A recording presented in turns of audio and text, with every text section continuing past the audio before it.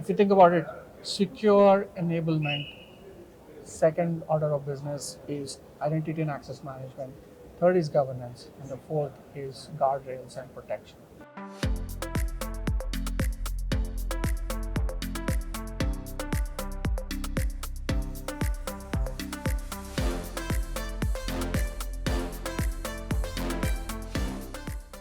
It's Jarrett Banks of Tech Edge. Happy to be back for day 2 of RSAC here in San Francisco.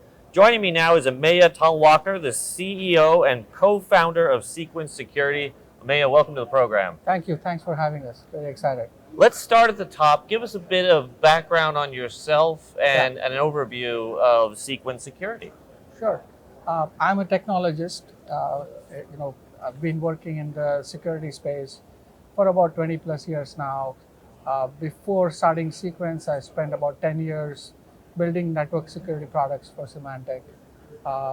Really happy about what we achieved there in Symantec. And in fact, my co-founder at Cequence, we both worked together in the network security space at Symantec before starting Cequence.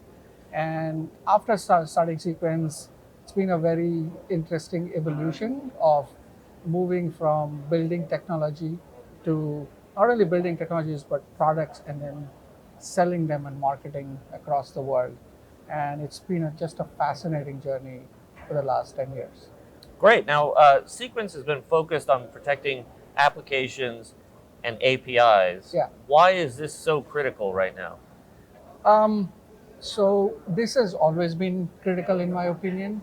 If you think about it, it's been an interesting journey where we first started securing data and applications that enterprises are opening up for their customers, their partners. And so it's less about protecting the applications and APIs, it's actually protecting the data behind these applications, right? So all the bad actors, the fraudsters, are ultimately interested in your data, right, as an enterprise or a government or any other agency, if you think about it. APIs and applications are just a means of accessing it. So just like your customers, your partners, and others are accessing that data through applications and APIs, so do the bad actors want access to it, right? There has always been a sort of a trade-off. We tip the balance away from web applications into APIs. API traffic now dominates the internet versus application traffic, but it doesn't matter. Ultimately, everything is targeting the data that sits behind these interfaces. And as we move from, or whatever the world we lived into, the AI world, it's again the same ways in which you're going to access your data.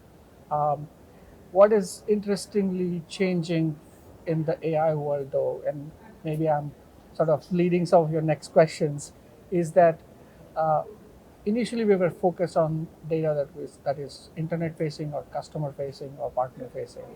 In the AI world, that data also is your enterprise data, which is your intellectual property, your finances, and your many other things and products that you build for your customers. And I think that's the evolution that we are going through right now. Right. That leads me perfectly into the next question. We are here at RSA. We hear a lot about agentic AI. Yeah. What are the new risks that this brings about? Yeah. So if you look back at all the sort of major milestones that we as an industry have gone through, starting with the internet itself, right? The networking protocols, HTTP, then came the mobile evolution. Every single time we build technologies and we put it out there without thinking anything about security, right? So these things go out and they get abused and exploited by the bad actors. Bad things happen to people, and then we start thinking, how do we secure these things? And unfortunately, the same thing is happening with AI, right? And I find so many instances and so many horror stories. Some of them are being discussed in open, and a lot of times they are not. But if you look at some of the risks that AI is creating for enterprises, it's just back to the same old, uh, wheel of security again, right? It's Right. something is out there. Nobody thought about securing it, and now we need to think about what are the security controls you need to take advantage of it. Like, don't get me wrong; these are all amazing innovations, and we are benefiting from it. But last year, when Anthropic released MCP, and that changed the game for everybody, Mhm. which is now the agents can access your data in a the connectivity was missing. Once that connectivity is established, now it's going to get exploited, and that connectivity never had any element of security built into it. Okay. Tell us a little bit about Sequence's AI gateway. Yeah, so we recognized this problem very early on. In fact, we were one of the first people to launch a product like an AI gateway. And by the way, I will say that the AI gateway name is a bit confusing because people have AI gateways sometimes sitting between agents and the LLMs. We, as I said from my earlier discussion with you, we are focused on protecting your data, and so the AI gateway secures your data or your access to the data from the agent to your enterprise, right? And in that, we solve four problems. And again, remember, we started this journey back in almost a year ago, right? When Anthropic was when MCP was fairly new, Mhm. and people were just playing around with it, and we quickly recognized, not just on our own, but having discussions with some of our very large enterprise customers in the finance and telco space and retail, is that this needs to be secure. So the first order of business is, how do you enable your agents to access your data, right, in a safe and secure manner? What we do there is we create an enterprise registry of MCP servers. So you as an enterprise can say, this is my standardized, safe and secure MCP servers that all of my employees or my customers will use. And nobody's allowed to do anything else. So we eliminate the shadow MCP problem right then and there. But it also is an enablement. We didn't have MCP servers like the way we have today a year before, right? So we first solved the enablement problem. Because of our API security background, we know APIs for so many other organizations. We have an inventory of all these APIs, and we can quickly convert APIs or group of APIs into MCP servers without having to write any code. So it's a no-code MCP server enablement. But then it's also safe and secure because it's created for the enterprise, blessed by the security organization. So that's the first problem we solve, which is secure enablement. Then comes how what identities these agents will have when they're accessing data on behalf of your employees or your customers. Mhm. So identity and access management is the second pillar of solutions that we offer on top of it, right? The third is then about governance. So you enabled an agent to access something. Now it is accessing data and then sending it either to the user or to the LLM. What is the governance framework for that? Mhm. Like, how do you make sure sensitive data, which is industry specific, banks have their own version of sensitive data versus telco versus retail versus healthcare. You Everybody has their version. How do you make sure that that data is safe and it's not going into places, including LLM, where it should not? So that's the third problem. And the fourth problem, which we are now starting to see happen over and over again, is what are the guardrails you need in this access, right? What happens if the agent goes rogue? And there are two reasons mainly why that happens. One is that you have some kind of a prompt injection problem, Mhm. or you have a LLM hallucination problem. And I think the second problem is more. There are many solutions that are solving the prompt injection issue on sitting in front of the prompt, but LLMs fundamentally are people pleasers. So if you give them a task, they will not give up, and they keep trying to do things. And in that, there are some horrible accidents have Mhm. happened in the recent past, where you need some guardrails before letting the agents through and let them do whatever they want. So if you think about it, secure enablement, second order of business is identity and access management. Third is governance, and the fourth is guardrails and protection. Makes a lot of sense.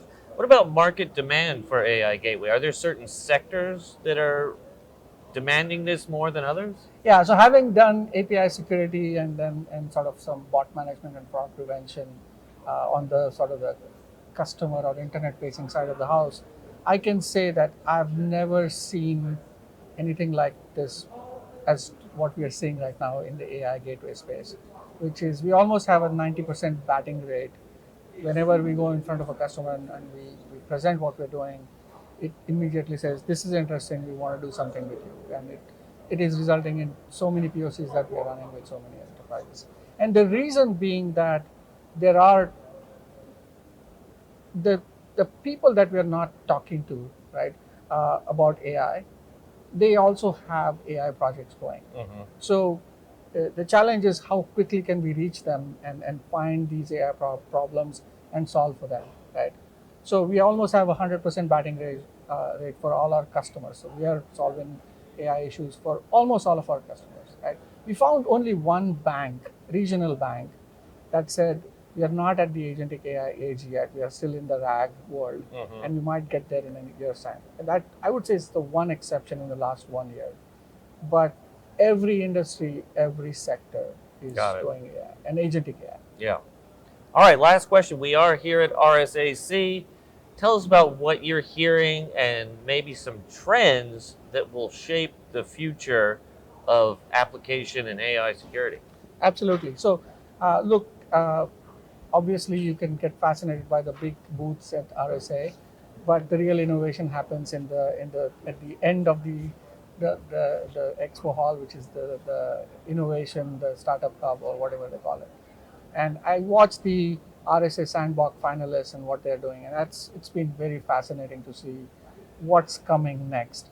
Uh, but there are a few trends already happening. If you think about in sort of in the context of application security, API security, and AI security related to that, we see that when we first started, we were in the business of splitting your users of real users, real automation from partners, aggregators, and then the bad actors are using your bots to do some sort of fraud and harm for you.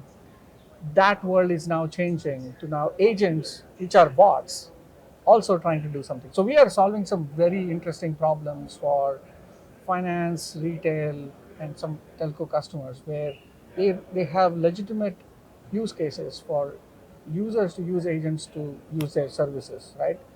Some of our retail customers are saying 20% of our revenue by 2027 is going to come through agentic commerce. How do you let that happen?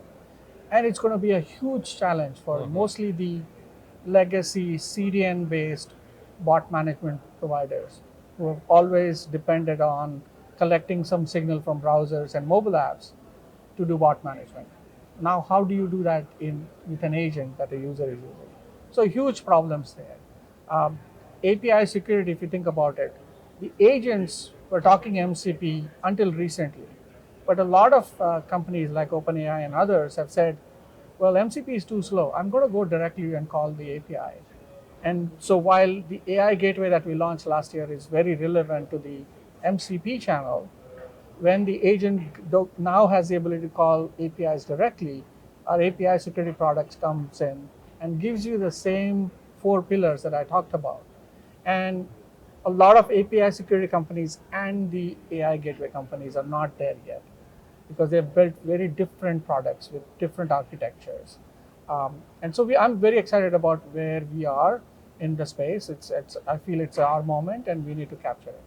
All right, great. We'll leave it there. My thanks to Ameya Talwalkar, the CEO and co-founder of Cequence Security. I'm Jarrett Banks, signing off.